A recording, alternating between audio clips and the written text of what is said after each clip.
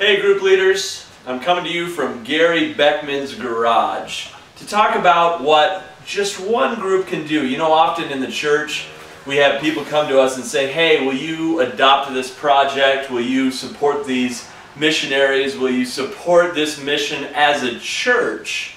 And obviously we don't have the capacity to help everyone, but each group can do powerful things just by themselves. That's why I'm here with Gary.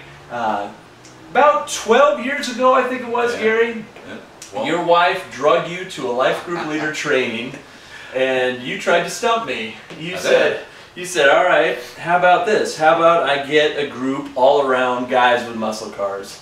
And I said, Gary, that's a great idea. Let's do that. The Rodders was born, and you have reached thousands of people over the last decade with the gospel. Is your group just about the cars, or is it about something else? Well, actually, the whole group, when I first started it, I didn't have any idea how to lead a small group. I didn't even know about leading anything. But no, when I first sat down with the first 6 or 7 dudes that wanted to do, I said right off the bat that it's not about cars at all. It's about sharing Jesus. And through the years, some of the guys have came in, and we've lost guys because they're focused on the cars too much, and people come and go. But our primary focus is to share the message of the gospel. Yeah. And the cars were the creme. That's what we just use that as they're dude magnets. Yeah. They are a car, man. Whether you want to talk to somebody or not, you drive a muscle car, you're going to be talking to somebody. So. Yeah. And what an awesome way to open a door. Yeah. I've been doing groups for a long time, and what I've found is that whenever it's an interest group and it's based on the interest, it usually doesn't go anywhere. But your group has had longevity.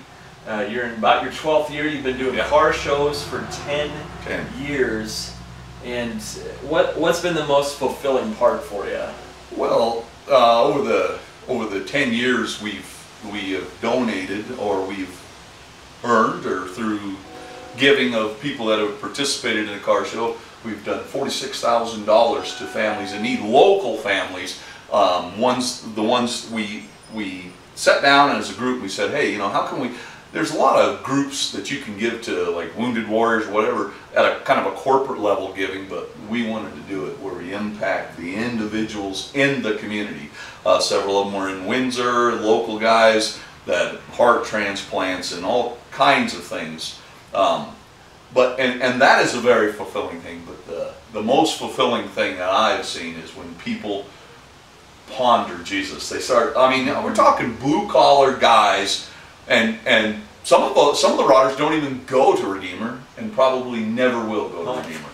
But there's still a brotherhood centered around Jesus, and it's remarkable to see these guys walk. Guys that would never, ever spoke about God. And through a car, this conversation like that, all of a sudden it becomes attractional that they want to know more about Jesus. And that is an amazing thing. I'm talking hardcore guys that I never would have thought start talking about Jesus in this very garage. That's awesome. It's weird. It's strange. I never, ever thought that would happen. That's awesome. That's awesome. Well, how can all the other groups get in on the fun? Well, I think the number one thing is that you just summarized is outward focus.